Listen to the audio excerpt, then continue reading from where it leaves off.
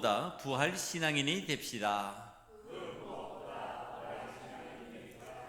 다시 한 번 더 해볼까요? 그 무엇보다 부활 신앙인이 됩시다. 오늘 부활주일에 하나님 앞에 예배를 드리면서 부활에 관한 소식을 어떤 방향으로 하나님 앞에 받아 전달할까 하나님 앞에 묵상하면서 오늘 본문을 정했습니다. 아브라함의 이 믿음 사건, 이 속에 부활 신앙이 있고요. 그 부활 신앙을 통하여서 우리들이 알 수 있는 것, 깨달을 수 있는 것, 그것이 무엇이냐 하면, 믿음을 가지면, 하나님을 믿는 믿음을 제대로 가지면 우리 삶 속에는 부활 신앙이 있을 수밖에 없다라고 하는 사실에 대한 내용을 하나님 앞에 전달받기를 원합니다. 저와 여러분이 하나님을 제대로 믿으면 아브라함 때에 일어났던 그 부활 신앙의 역사가 오늘 예수님이 이 땅에 오셔서 부활로 우리에게 보여주셨던 것, 그것에 더하여서 오늘 현재 나의 삶에도 그 부활 신앙의 역사가 나타나게 만들어 주실 것이라고 하는 사실을 믿음으로 오늘 내용을 함께 살피기를 원합니다.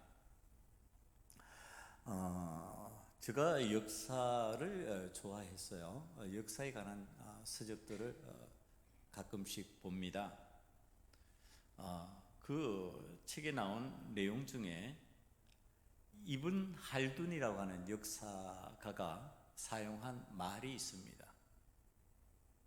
우리가 일상에서 잘 못 들어보는 말이고요. 저도 이 책을 통하여서 확인한 내용입니다. 아사비아라고 하는 말입니다. 아사비아. 이게 번역하기가 좀 힘들어요. 그래서 억지 번역을 해보면은 연대의식 이런 뜻이 있습니다. 근데 이걸 어떻게 사용했느냐 하면은요, 어떤 공동체의 흥망생쇠의 비결에 집단 행동이 있는데 그것에 가능하게 만들어주는, 그것을 가능하게 만들어주는 사회적 어떤 자본, 사회적 능력, 그런 걸 뜻합니다. 말이 좀 어려운 것 같은데 이게 뭐냐면은 흥망성쇠의 비결이 무엇인가 했을 때 그 속에 아사비아라고 하는 이러한 집단 행동의 의식이 있다, 이런 뜻입니다.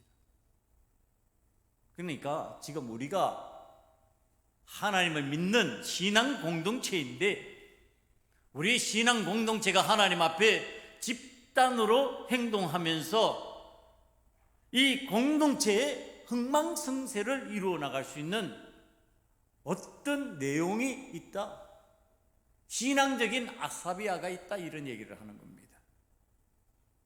신앙적인 아사비아가 무엇일까? 지금 그걸 생각하는 거죠. 우리 신앙 공동체를 흥하게도 할 수 있고 망하게도 할 수 있는 집단 행동을 불러일으키는 것, 집단적인 믿음의 행위, 그 속에 무엇이 있을까? 그러면서 제가 하나님 앞에서 생각하고 깨닫는 것, 단언컨대 그건 기독교의 부활이다. 예수 그리스도를 믿는 이 믿음의 공동체가 흥망성쇠의 어떤 중요한 기능, 능력을 우리가 갖기를 원하는데 그게 무엇이냐? 그리스도교의 흥망성쇠는 부활에 달려있다는 거예요. 부활신앙으로 꽉 차 있으면 부흥하는 것이고 부활신앙 없으면 망하는 겁니다. 무슨 프로그램이 좋고 시스템이 좋아가지고 흥하는가? 아니, 시스템이 나빠서 프로그램이 나빠서 망하는 거 아니에요. 우리의 신앙에 부활신앙이 있으면 흥하는 것이고 부활신앙이 없으면 망해버리는데, 그 흥했다라고 하는 것은 숫자가 많아졌다는 것을 뜻하는 게 아니에요. 사람들이 보기에 좋다 이런 걸 뜻하는 게 아닙니다. 하나님 앞에서 망한다는 뜻을 얘기하는 겁니다. 하나님 앞에서 흥한다는 얘기를 하는 겁니다. 하나님께서 잘 됐다, 좋은 공동체다, 이렇게 인정해주는 흥하는 공동체, 그 속에는 부활신앙이 있다. 하나님께서 이건 망해버린 공동체다, 이건 썩어져 버린 공동체다, 이건 안 되는 공동체다, 부활신앙이 없다는 겁니다. 여러분, 이 부활신앙을 통하여서 우리 그리스도인들이 구별된 삶을 살도록 만들어 놓으셨습니다. 그리스도인들이 이 부활신앙 때문에 구별되는 모습들이 있습니다. 왜? 이 부활신앙으로 말미암아 어떤 고난과 환난과 역경과 환경 속에서도 생명력을 잃지 않고 살 수 있도록 하나님께서 은혜를 베푸셨기 때문에 그렇습니다. 그래서 구별되어 버리는 거예요. 그래서 그리스도인들은 다르다, 이렇게 돼야 된다는 겁니다. 구별에 관한 이야기를 순차적으로 제가 한 3개 정도 하려고 그럽니다. 성경적인 얘기, 일반 사회적인 얘기입니다. 먼저 외모의 구별을 통하여서 사람이 무엇을 하려고 할까? 제국의 탄생이라는 책에 나오는 이야기입니다. 이건 구별된 외모에 관한 이야기입니다. 게르만족 중에서 스웨비족이라고 하는 부족이 있습니다. 이 부족은 머리를 어떻게 땄느냐 하면은요, 우린 보통 머리를 뒤로 땄잖아요. 옆으로 땄는 거예요. 그리고 그거 빗으로 빗어서 끈으로 단단히 묶는 이런 특징을 가지고 있어요. 그러니까 그 머리 모양만 딱 보면 이건 게르만족의 스웨비족이구나, 이렇게 알 수 있는 겁니다. 이 사람들이 이렇게 하는 것은 이유가 있어요. 왜 그랬을까? 자신들은 자유민으로 태어난 사람이고 노예가 아니다라는 것을 구별하기 위해서 그랬습니다. 그리고 또 우리들은 전사다예요. 우리는 전쟁의 용사다. 자, 내 머리 모양새를 봐라, 머리 모양새를 봐라. 난 너희들이 쉽게 상대할 수 있는 그런 존재가 아니야. 너희들이 만만하게 볼 수 있는 존재가 아니야. 나는 전사야. 나는 자유인이야. 노예가 아니야.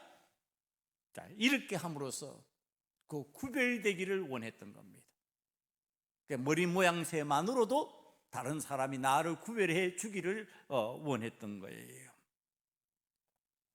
이건 사람이 외모, 모양을 통해 가지고 구별받기를 원하는 거, 오늘 또 우리의 살아가는 삶의 현장에서도 여전히 일어나고 있는 일들입니다.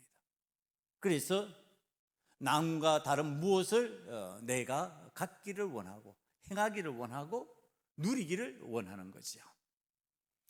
그 다음에 성경 말씀에 구별된 삶에 관한 이야기가 있습니다. 구별된 삶을 살았던 사람들의 이야기, 그건 예레미야 35장 1절 이하에 나오는 이야기입니다. 예레미야 선지자에게 하나님께서 말씀하셨습니다. 너는 레갑 사람들의 집에 가서 그들에게 말하고 그들을 여호와의 집 한 방으로 데려다가 포도주를 마시게 하라. 자, 그리고 나서 이 레갑 사람들이 어떻게 하는지 보려고 하시는 하나님의 뜻이 그 속에 있었습니다. 예레미야 선지자가 하나님의 명령이니까 이유를 별로 묻지 못하고 이 레갑 사람들을 불러 모았습니다. 그리고 여호와의 집 한 방으로 모이게 하고 그 다음에 포도주를 마시게 했습니다. 그랬더니 그들의 대답이에요. 우린 포도주 안 마셔요. 우린 레갑의 아들 선조 요나답이 명령하기를 너희와 너희 자손은 영원히 포도주를 마시지 말며 너희가 집도 짓지 말며 파종도 하지 말며 포도원을 소유하지도 말고 너희는 평생 동안 장막에 살아라. 그리하면 너희가 머물러 사는 땅에서 너희 생명이 길리라 하였으므로 우리가 레갑의 아들 우리 선조 요나답이 우리에게 명령한 모든 말을 순종하여 우리와 우리 아내와 자녀가 평생 동안 포도주를 마시지 아니하며 살 집도 짓지 아니하며 포도원이나 밭이나 종자도 가지지 아니하고 장막에 살면서 우리 선조 요나답이 우리에게 명령한 대로 다 지켜 행하였노라. 선지자 예레미야가 말씀하시면 그건 하나님의 말씀과 동일한 거죠. 그런데 선지자 예레미야 앞에서 안 하는 거예요. 우리의 삶이 이때까지 그랬는데, 그것은 우리 선조 요나답이 하나님 앞에서 우리들이 살아가는 방식을 이렇게 정해준 겁니다. 삶의 방식을 정해준 겁니다. 그런데 오늘 내 삶의 방식에서 포도주를 마시고 안 마시고는 사실 그렇게 중요한 게 아닙니다. 그러나 우리 선조 요나답이 먹지 말라 했으니까, 마시지 말라 했으니까 안 먹습니다. 나는 지금 하나님께서 무슨 말씀을 명령하셨다 하면은요, 그 명령이 어떤 명령일 것 같습니까? 하나님의 명령이니까 그것은 경건하고 거룩한 일이고 사람들이 들으면은 가슴이 뜨끔뜨끔해야 될 그런 명령이 아닐까 말이에요.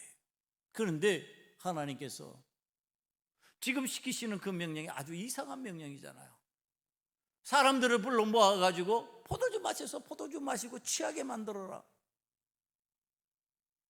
아니, 이거 우습지 않냔 말이에요. 그런데 하나님이 이유 없이 그 명령을 내리시겠냐 말이에요. 레갑의 자손들이요, 선조 요나답이 유언한 대로 그 유언을 신실하게 지켜가는 그 모습을 하나님 다 보신 거예요.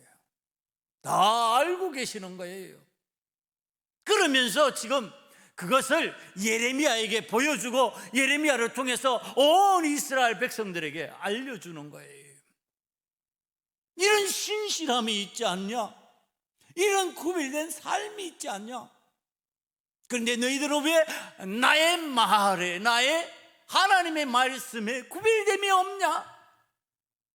왜 내 말씀은 안 받아들이고 안 따르냐? 자기 조상의 말도 이렇게 신실하게 지키면서 살아가는 사람들이 있는데 왜 너희는 여호와 하나님, 창조주 하나님, 전능의 왕, 만주의 주라고 하면서 안 따르냐? 그거였어요.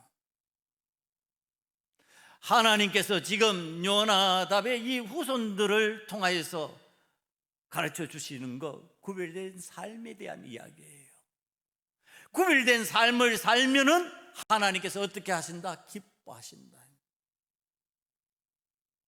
하나님께서 원하시는 삶의 방식으로 구별된 삶을 살아갈 줄 알면은 그는 하나님께서 인정해 주신다.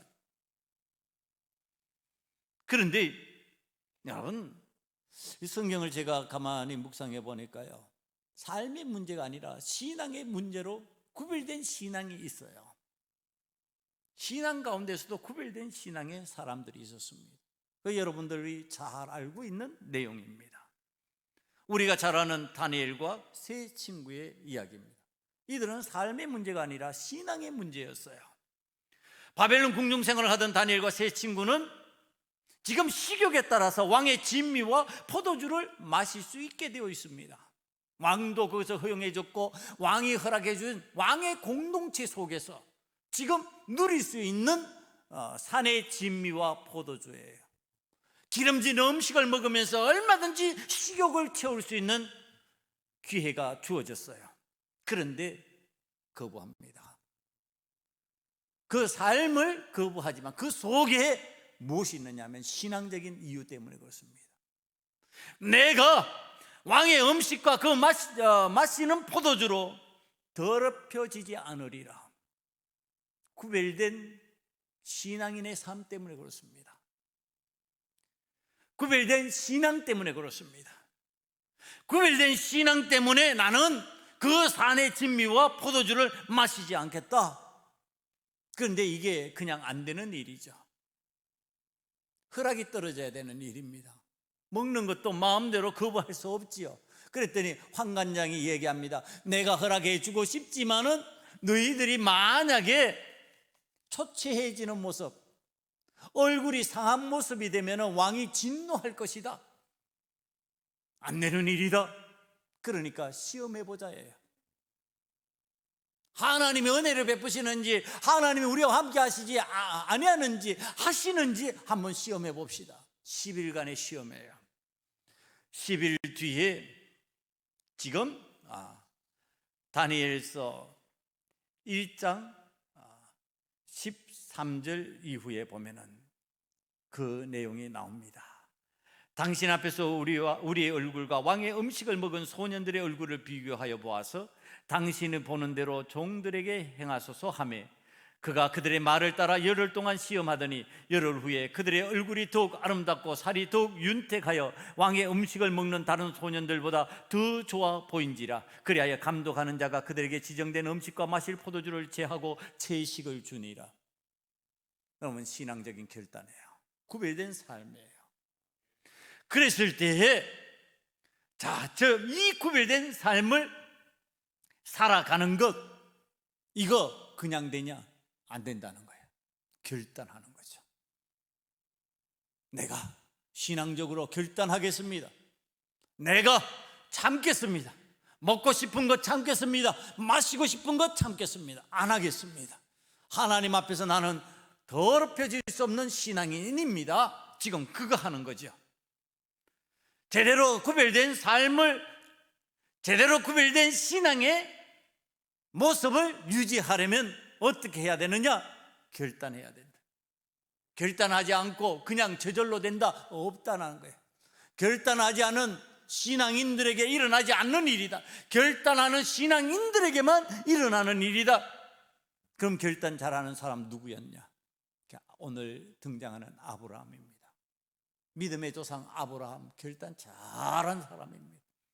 우리가 알고 있는 대로 75세에 그 아비 친척 본토 그곳을 떠나서 하나님께서 인도하시는 그곳으로 나아갑니다.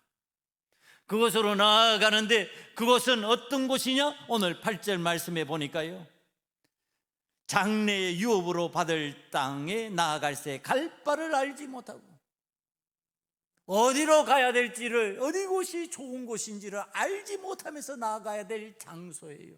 그런데 결단한 거예요. 좋다, 하나님께서 부르시면 가겠습니다. 하나님께서 가라 하시면 가겠습니다. 그리고 지금 나아가는 겁니다. 이 결단을 잘하는 아브라함에게조차도 망설일 수밖에 없는 사건이 생깁니다. 그 사건이 바로 백세에 낳은 아들 이삭을 하나님께 제물로 바치라는 명령입니다. 이 히브리서의 말씀은 창세기 22장 2절에서 이렇게 설명합니다. 여호와께서 이르시되 내 아들 내 사랑하는 독자 이삭을 데리고 모리아 땅으로 가서 내가 내게 일러준 한 산 거기서 그를 번제로 드리라. 이 창세기의 말씀을요, 히브리서에서 아브라함은 시험을 받을 때 믿음으로 이삭을 드렸다, 이렇게 17절에 그렇게 해석을 합니다. 오늘 본문 17절에서요, 아브라함은 시험을 받을 때 믿음으로 이삭을 드렸으니, 이 믿음이 도대체 어떤 믿음일까? 어떤 믿음이기에 백세에 낳은 그 귀한 아들을 하나님이 바치라고 하신다고 해서 그것을 지금 바치겠다고 칼을 들이댈 수 있는 아버지가 될 수 있었을까? 그걸 오늘 히브리서 19절에서 11장 19절에서 이렇게 표현합니다. 그가 하나님이 능히 이삭을 죽은 자 가운데서 다시 살리실 줄로 생각한지라. 이삭을 죽은 자에서 살리실 것을 그가 생각한 겁니다. 믿으신 겁니다. 죽은 자 가운데서 다시 살렸다? 이게 부활이지요. 이 부활 믿음이 구별된 믿음입니다. 아브라함의 이 믿음이 구별된 믿음이에요. 이 부활의 신앙이 어떻게 예수 그리스도의 부활과 같은 부활을 체험하지 않았는데도 그의 삶으로 들어왔을까? 어떻게 그의 삶 속에, 아브라함의 품 속에 부활 신앙이 들어왔을까? 여러분, 이게 말씀을 준비하면서 궁금하지 않냔 말이에요. 궁금했지요. 우리도 아브라함처럼 부활 신앙에 구별된 삶을 살고 싶으니까 지금 그것을 좀 알아야 되겠습니다. 이렇게 된 거죠. 그랬더니 창세기 17장 17절이 보였습니다. 17절 18절입니다. 아브라함이 엎드려 웃으며 마음속으로 이르되 100세 된 사람이 어찌 자식을 낳을까? 사라는 90세니 어찌 출산하리요 하고, 아브라함이 이에 하나님께 아뢰되 이스마엘이나 하나님 앞에 살기를 원하나이다. 그래도 좀 더 젊었을 때 낳은 아들 이스마엘이 있잖아요. 젊은 여인 하갈에서 낳은 이스마엘, 아내 사라가 나는 안 되겠으니까, 나는 늙어서 안 되겠으니까 내 몸종하고 당신 사이에서 아들을 좀 낳아 보시지요. 그래서 낳은 아들 이스마엘이 있는데 이제 99세에 100세가 다 되어서 이제는 정말로 희망이 없다. 이거 아는 거죠. 사람이 아는 것이 있습니다. 여러분, 제가 이제 나이가 들어가면서 알아지는 게 있어요. 아, 나도 늙어가고 있구나예요. 왜? 아침에 일어나면 온 몸이 부드럽지 않다는 것을 제가 압니다. 마디마디가 옛날처럼 부드럽지가 않구나. 뭔가 뻣뻣하구나. 움직임이 옛날같이 민첩하지 않구나. 우리 집 사람 표현으로는 젊었을 때 펄펄 날았다 이렇게 표현을 하는데 펄펄 못 납니다. 날고 싶어도 안 날아집니다. 그렇게 빨리 반응이 안 일어납니다. 느려집니다. 몸이 빨리 안 움직이니까 자연히 많아지는 게 뭡니까? 말이 많아집니다. 몸은 빨리 안 움직이는데 말은 여전히 할 수 있으니까 말이 많아지는 거예요. 이게 늙어버린 증거죠. 알아요. 이제 사람이 스스로가 압니다. 아, 내가 늙어가고 있구나. 그러니까 지금 아브라함이 하나님이 말씀하시는데 웃었어요. 이게 비웃음일까요? 비웃음이 아니에요. 피식 웃는 거 있죠. 하나님 다 아시면서요 이렇게 웃는 거죠. 하나님 나 다 아시잖아요. 하나님 나 늙었다는 거 아시잖아요. 나도 아는데요. 하나님 다 아시잖아요. 그래서 웃음이 나오는 거죠. 이 웃음이 나온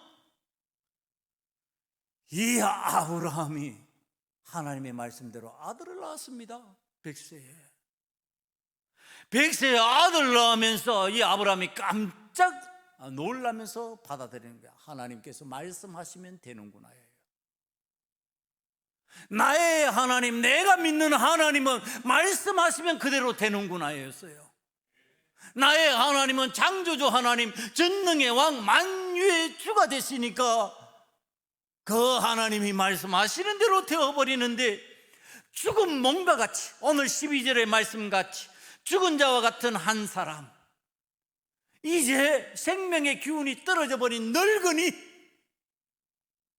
늙은 아내, 늙은 남편, 이제 이곳에서 무슨 소망의 꽃이 피울 수가 있을까? 소망의 싹을 틔울 수가 있을까? 불가능하다고 생각했는데 그 몸에서, 그 죽은 몸에서 생명이 났어요. 여러분, 이게 부활이죠. 죽음에서 생명이 났다는 얘기를 하는 겁니다. 죽은 것과 같은 곳에서 생명의 역사가 일어났다는 얘기를 하고 있는 겁니다. 죽은 몸이 산 몸이 되어서 부활의 몸이 되고 바뀐 몸으로 아들을 낳은 겁니다. 이때 아브라함이 생명의 역사에 관한 새로운 눈이 떠여집니다. 하나님께서 하시면 죽은 몸도 산 몸이 되는 부활의 역사가 일어난다는 사실을 깨달은 겁니다. 그때 아브라함이 부활 신앙인이 됩니다. 하나님께서 죽은 몸도 살리신다. 노인의 몸도 젊은이의 몸으로 만드신다. 그 기능을 가진 몸으로 만들어주신다. 남 부활의 몸을 사는 신앙인이 되었다고 생각하고 믿어진 겁니다. 이 믿음이 오늘 하나님의 명령, 아들 이삭을 제물로 바치는 말도 안 되는 명령을 내리실 때 아멘 하고 순종하는 믿음의 결단으로 이어지는 겁니다. 부활의 신앙인 아브라함이 아들 이삭을 바치려고 모리아산으로 올라가는 것은 믿음의 전투와 같은 치열함과 결단이 있습니다.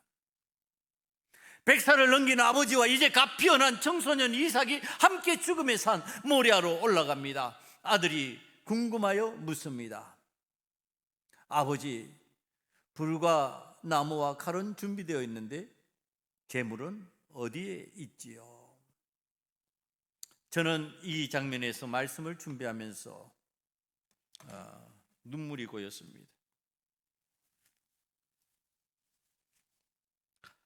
사랑하는 아들을 제물로 바치기 위하여 하나님께서 지정하신 장소로 올라가는데 그 아들이 제물에 관하여 물으니 늙은 아비가 할 말이 없습니다. 아브라함은 알고 있잖아요. 이삭은 몰라도 네가 제물이다. 이 마음이죠. 하나님 앞에서 제물로 바쳐야 된다고 하는 사실. 하나님께서 주신 사랑하는 아들입니다. 100세에 낳은 아들입니다. 귀한 아들입니다. 하늘의 별과 같이 많은 후손을 보게 될 아들이라고 말씀하신 그 아들입니다. 그 아들을 지금 주님께서, 하나님께서 다시 제물로 바치라고 그러십니다. 그런데 자기가 믿어집니다. 나는 믿어져요. 나는 부활신앙을 체험했으니까 믿어져요. 내 아들을 죽여도 하나님께서 살리시겠지 믿어져요. 근데 아들 이삭은 모르잖아요. 이삭이 믿는지 안 믿는지 그걸 확인할 수가 없어요. 그런데 아버지의 의지만으로 지금 끌고 올라가는 겁니다. 아버지의 마음만으로 끌고 올라가는 겁니다. 아들의 마음하고는 상관이 없어요. 하나님 앞에서 지금 아브라함의 마음을 보는 것이지 이삭의 마음을 보는 것이 아니잖아요. 그러니까 이삭하고는 상관이 없어요. 아브라함하고만 상관이 있는 겁니다. 그런데 당하는 사람은 누구예요? 이삭이에요. 그것을 아는 아비의 마음이 얼마나 안타까웠겠냐, 답답했겠냐. 아버지의 신실한 믿음을 아는 아들 이삭이 대답합니다. 아버지께서, 하나님께서 예비해 놓으셨을 것이다 라고 말할까? 그렇게 믿어지는 거죠. 아버지는 그런 사람이니까, 그렇게 신앙생활 하는 사람이니까. 그리고서 아버지를 따라 올라갑니다. 말없이 따라 올라가는 겁니다.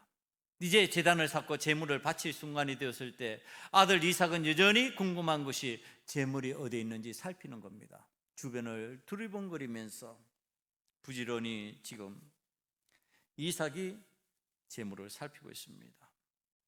제물이 안 보입니다. 안 보일 수밖에 없죠. 그 제물 없는 상황에서 장작을 다 쌓은 아브라함이 아들 이삭을 향하여 말합니다. 자, 이 장면은 제가 설교를 준비하면서 제게로 다가온 아브라함이 이삭을 향한 마음이었습니다. 아들아, 내 사랑하는 아들아, 오늘 하나님께서 너를 제물로 바치라고 하셨다. 아들아, 나는 하나님을 믿는다. 내가 너를 낳기 전 나는 늙어서 죽은 몸이었다. 너희 어머니도 죽은 몸이었다. 그런데 창조주 하나님, 전능의 왕, 만유의 주께서 생명을 주셨고 그 생명의 증거가 바로 너다. 우리 부부의 몸이 다시 생명력 있는 몸이 된 것이다. 나는 그때 우리 몸에 임한 부활의 능력을 보여주신 하나님을 만났다. 나는 부활의 은혜를 베푸시는 하나님을 믿는다. 그 하나님께서 너를 제물로 바치라 하셨지만 하나님은 너를 통하여 창세기 17장 16절 내가 그에게 복을 주어 그가 내게 아들을 낳아주게 하며 내가 그에게 복을 주어 그를 여러 민족의 어머니가 되게 하리니 민족의 여러 왕이 그에게서 나리라고 하셨습니다. 내 어머니에게 주신 하나님의 말씀을 나는 믿는다. 아들아, 하나님께서 너를 부활하여 다시 나와 함께 살 수 있는 날을 허락하실 것이라고 믿는다. 너도 믿느냐? 여러분, 지금 100세 넘은 아버지와 청소년 아들이 함께 하면서 나눈 이야기 속의 내용입니다. 이삭이 대답합니다. 예, 아버지가 믿는 하나님 나도 믿습니다. 아멘. 여러분, 안 그랬다면 성경에 나온 대로 아브라함이 이삭을 잡겠다고 칼을 휘두를 수 있는 순간을 과연 우리는 볼 수 있을까요? 이삭이 순종의 아들이라고 한 이유가 어디에 있을까요? 받아들인 거죠. 아브라함의 부활 신앙을 아들 이삭이 받아들이는 순간입니다. 여러분, 신앙은 개성이 안 되는 거예요. 그래서 신앙생활이 힘든 겁니다. 아버지의 믿음이 아무리 좋아도 아들의 믿음은 다시 시작하는 겁니다. 부모의 믿음이 아무리 훌륭한 믿음이라도 자녀의 믿음은 다시 시작해야 되는 믿음입니다. 그것이 개성이 안 됩니다. 뭐 6대째 믿는다? 6대째 믿는다고 그래서 그 신앙이 그냥 전수가 되면 좋지요? 쉽지요? 근데 그게 안 된다는 거예요.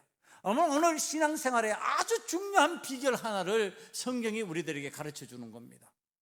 나의 부활 신앙을 내 후손에게 어떻게 개성시켜 줄까? 그 방법을 지금 가르치는 겁니다.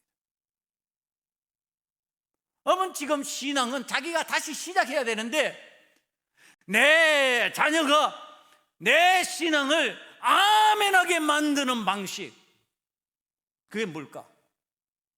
내 속에 부활신앙이 있어야 되는 거예요. 내 속에 그게 믿어지는 신앙이 있어야 되는 거예요. 하나님 앞에 그걸 보여주는 거예요. 왜 내 가족이 여전히 신앙생활을 거부하고 있을까? 안 보이는 거예요. 내 부활신앙이 그에게 안 보이는 거예요. 내가 강한 태클을 걸면은 걸리는 거예요. 내가 막아버리면은 옴짝달싹 못하는 거예요. 아버지 그 정도 되면은 교회 나가면 안 되지요? 못 나가는 거예요. 어머니 지금 상황에서 안 나가야지요? 그게 정상이죠? 못 나가는 거예요. 부활신앙 안 돼버리는 거예요. 여러분, 내 눈에, 내 가족, 내 자녀의 눈에 내 아버지의 신앙이 부활신앙으로 보여야 돼요. 내 아버지가 말하는 것이 나는 믿어진다. 내 아버지가 살아난다고 하면 살아난다. 그게 순종이 나오는 거죠. 그 순종의 역사를 통해서 그가 부활신앙인으로 지금 믿음이 성계되어 버리는 거예요. 안 믿는데 어떻게 가만히 있어요? 죽음으로 끝난다고 생각하면 어떻게 가만히 있어요? 안 죽는다고 생각하니까, 죽을 수 없다고 생각하니까, 죽어도 살아난다고 생각하니까 아버지가 칼을 들이대는데 그냥 있는 거죠. 지금 제단으로 순순히 올라가는 아들, 저는 그렇게 보였습니다. 그 아들을 향하여 아브라함이 해줄 말이 있습니다. 아들아, 하나님이 왜 너를 원하시는지 아시냐? 아직 이해력이 부족한 아들을 향해서 아브라함이 설명해 줍니다. 하나님은 우리에게 모든 것을 주신 분이시다. 그분은 창조주 하나님이시고 전능의 왕이시며 만유의 주가 되셔서 모든 것에 부족함이 없으신 분이십니다. 부족한 것이 없으신 분이시다. 그런 분에게 드리는 것은 가장 귀한 것을 드리는 것이 맞다. 나에게 가장 귀한 것이 너다. 너는 내 생명과 같은 존재다. 너는 나의 삶에 없어서는 안 될 존재다. 그 귀한 존재, 너를 하나님이 원하신다. 여러분, 이 아브라함이 지금 자기의 아들을 가장 귀한 보물로, 가장 소중한 존재로 인정하면서 하나님 앞에 드린다고 얘기하는 겁니다. 그래서 너가 제물이 되는 것이다. 이미 아브라함은 이삭을 죽이기로 작정했고 이삭은 죽음을 받아들여서 죽기로 작정한 아들입니다. 이 죽음의 사건이 아브라함과 이삭에게 동시에 일어나고 있습니다. 이들에게 삶이 다시 찾아온다면 아브라함에게도 부활신앙이요 이삭에게도 부활신앙입니다. 이제는 아브라함만 부활신앙이 아닙니다. 이삭도 부활신앙이 되었습니다. 부활의 신앙이 성계된 겁니다. 이 단호함, 이 구별된 삶의 부자간의 모습 속에서 우리는 하나님의 은혜, 하나님의 긍휼이 임하는 것을 체험합니다. 칼을 든 아버지 아브라함을 향하여 하나님의 음성이 들립니다. 창세기 22장 10절 이하입니다. 손을 내밀어 칼을 잡고 그 아들을 잡으려 하니 여호와의 사자가 하늘에서부터 그를 불러 이르시되 아브라함아 아브라함아 하는지라.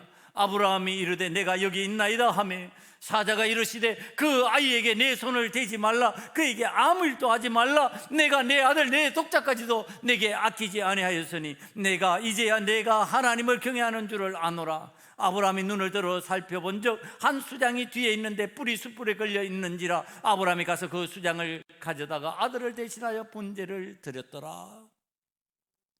여러분, 희생양이 나오는 거죠. 여호와 이레의 하나님, 예비하신 하나님, 아브라함의 말대로 되었지요. 아들에게 할 말이 없어서 정말 빈관 가운데 했던 말 하나님이 준비하셨을 거야. 그거 이루어 주셨죠. 권위자가 되게 만들어 주셨죠. 말한 대로 되게 만들어 주셨죠. 그리고 희생양이 이삭을 다시 살렸죠. 여러분, 죽지 않으려고 하는데 희생양이 필요할까요? 죽음을 생각하지 않는데 대신할 제물이 필요할까요?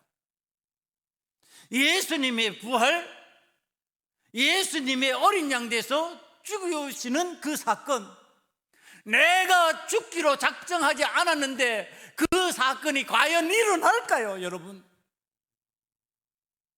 내가 이삭과 같이 죽기로 작정한 사람이 아니고 내가 아브라함과 같이 나의 가장 소중한 것이라도 죽이기로 작정하지 않았는데 부활의 주님이 되시기 위해서 어린 양의 희생으로 주님이 내 삶에 들어올까요? 여러분, 내 삶에 왜 어린 양의 은혜가 임하지 않을까요? 왜 내 삶에 어린 양이 나를 위해서 대신 죽겠다고 대기하고 있는 모습이 안 보일까요? 내가 안 죽겠다고 생각하니까 그런 것이, 내가 죽겠다는 마음을 품지 않으니까 그런 거지. 내가 죽겠다고 마음을 품으면 내 옆에 어린 양이 와 계신다니까요. 나를 위해서 대신 죽기 위하여. 내가 하나님을 위하여 죽겠다고 결심하면 내 옆에는 어린 양이 와 있을 수밖에 없어요. 내가 살려고 하니까 어린 양이 없는 거지. 어린 양이 안 보이는 거지요. 죽지도 않을 건데 뭐 하려고 어린 양이 필요하냔 말이야. 내가 죽으려고 작정하니까 양이 와 있다니까. 지금 이삭이 죽기로 작정하고 올라가니까, 아브라함이 칼을 들어 죽이기로 작정하니까 숯불에 양이 준비되어 있는 거예요. 여러분, 오늘 예수님이 어린 양으로 십자가를 지시고 나를 위해 죽으셔요. 그리고 부활하시는데 내가 죽기로 작정하지 않으면 그 예수님이 내게 어린 양으로 와 있지 않다니까요. 여러분, 내가 죽기로 작정해야 돼요. 내가 내 귀한 것이라도 주님의 뜻이라면, 하나님의 뜻이라면 죽이기로 작정해야 돼요. 그래야 어린 양이 내 삶에 은혜로 와 있는 거예요. 그 은혜로 와 있는 어린 양 때문에 내가 부활하는 거예요. 내가 부활의 은혜를 체험하는 거예요.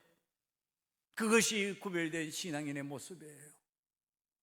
오늘 우리들 신앙생활하는 많은 그리스도인의 삶 속에 옆에 어린 양이 와 있지를 않아요. 어린 양이 안 보여요. 다 살려고만 그러니까. 죽으려고 작정해야지, 죽이기로 작정해야지 어린 양이 나타나서 나를 대신해서 죽으시고 내가 그 은혜로 부활하게 되는데 그 은혜가 없어지는 거예요. 사랑하는 성도 여러분, 부활신앙은 죽음을 전제로 하는 겁니다. 부활신앙은 사는 것을 전제로 하지 않아요.